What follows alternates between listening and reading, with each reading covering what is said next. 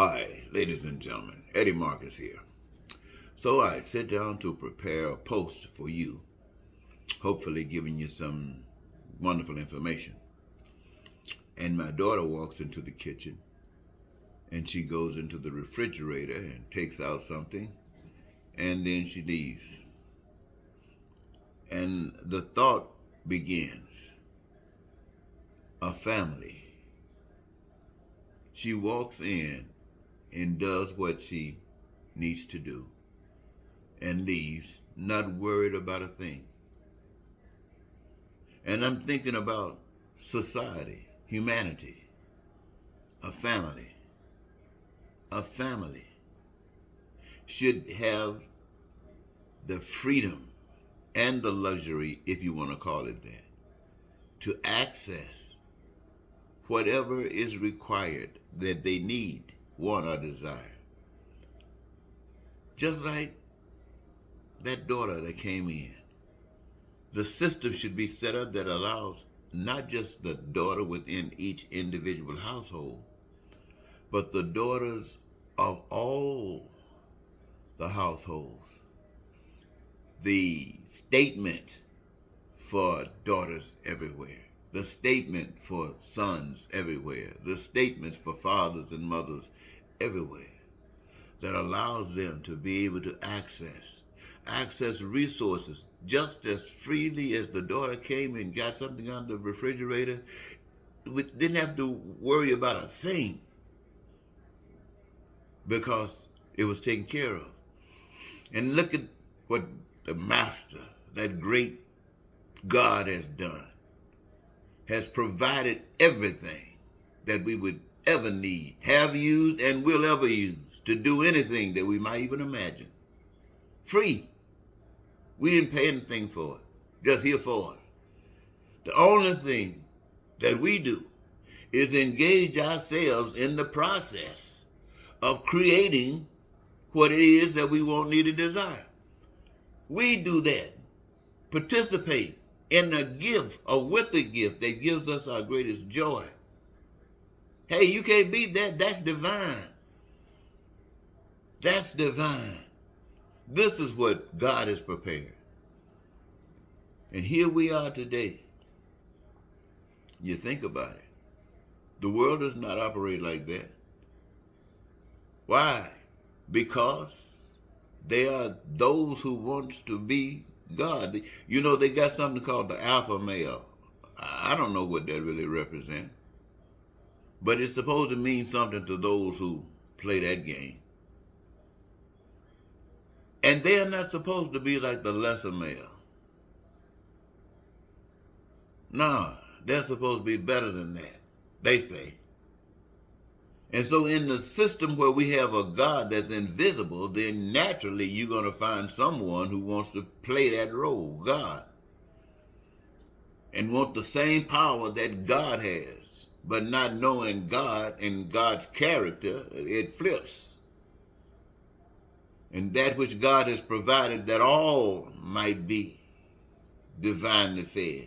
These consider themselves the only ones deserving. And those who supply the requirements to support that scheme. Whew. You think about it, ladies and gentlemen. The daughter comes in, does her thing. And in every household, people have that same liberty. They don't worry. I know some of us with our mindset today think if people had that kind of liberty, they just overwhelm themselves. But when you know you got what you got, you don't go and bring it and drown yourself in it. Hoarders hoard because they think they'll never have a chance to have anything else. So they get all they possibly can so they can feel they got something. But to know that the limits are off, you might be the scarcest people around. Why? Because you don't want to be around it. You know it's there for you. And so what we think is based upon what our education, that built character that we have. But we're talking about something brand new. When I say we, I'm talking about the spirit of God's love being used for us. And it comes through me, and I don't have any problem with it. Because before I say it, I want to make sure that it causes no pain and no suffering to anyone. I don't care to come and expose the ugliness and reveal the way. It's wonderful. Some people might think it's ugly, but that's not causing you any pain, because as it takes away your authority, it gives you what you need, what you want, what you desire. Your peace, your things that you were looking for, freedom, it's here. So, even though this is a political season in America,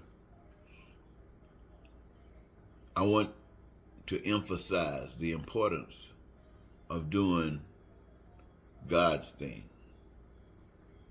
And I would say anything outside of God's thing is evil.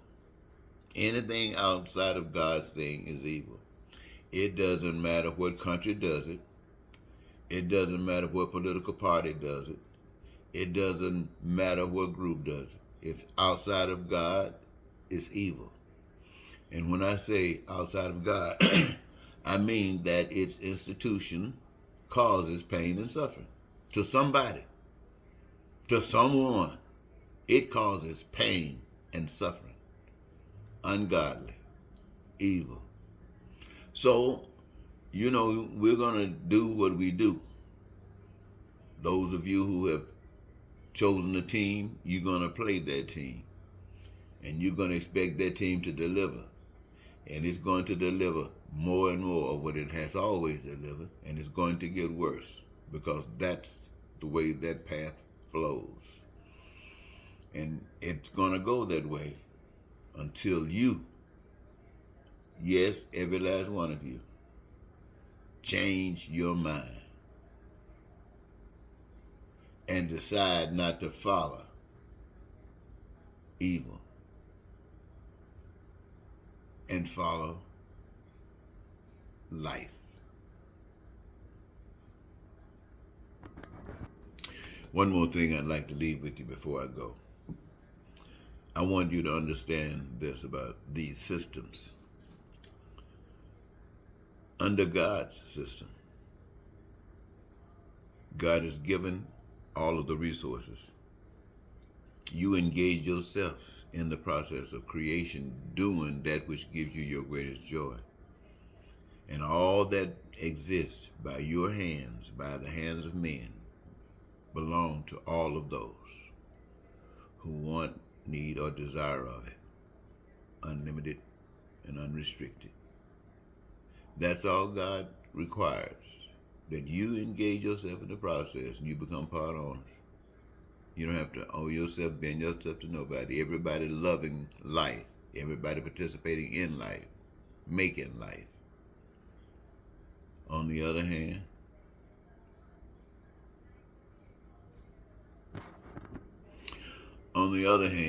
the other system, it requires that you have money. Whatever equals money or anywhere else in the world, that's what it requires that you have.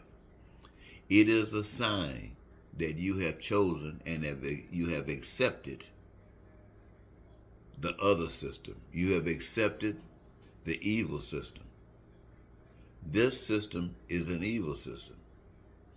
The systems that require you to use money to get food, to get this or to get that, system that requires you to use any other stuff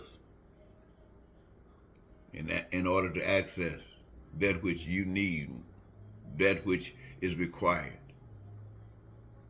is evil. And the system of righteousness, the system of love, and the system of truth is the first. You come and do your thing, and all of heaven unfolds to you.